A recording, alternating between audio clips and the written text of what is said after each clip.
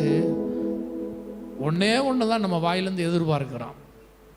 என்ன அப்படின்னா, எப்படியாவது கர்த்தர் கெட்டவர்னு சொல்லிடு அப்படின்னு உங்கள் சூழ்நிலைகளெல்லாம் காண்பித்து உங்கள் வாயிலிருந்து இப்படிப்பட்ட வார்த்தைகளை வர வைக்க பார்க்கிறான்.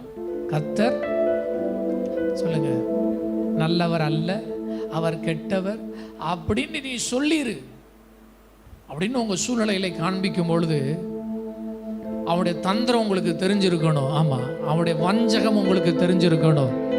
இல்லை இல்லை இல்லை இல்லை இல்லை, என் கர்த்தர் எப்பொழுதும் எனக்கு நல்லவராக இருப்பார். இன்னைக்கு ஒருவேளை சூழ்நிலைகள் எதிராக இருக்கும், இருந்தாலும் நான் சொல்லுகிறேன் கர்த்தர் நல்லவர் என்று நீங்கள் சொல்லி பாருங்கள். அந்த சூழ்நிலைகளில் இருந்து நன்மைகள் புறப்படும். அந்த சூழ்நிலைகள் நன்மையாய் மாறும். தீமை மாறி தெரிகிறது, எல்லாம் நன்மையாக மாற்றப்படும். அப்பொழுது ஆமாம், நீங்கள் இன்னும் கர்த்தருடைய நன்மைகளை நீங்கள் ருசிப்பீர்கள். ஆமாம், என் ஜனங்கள் ஒருபோதும் வெட்கப்பட்டு போவதில்லை. எத்தனை பேர் சொல்லுங்க கர்த்தர் நல்லவர்? ஆமாம் சொல்லுங்க, என் இயேசு நல்லவர்.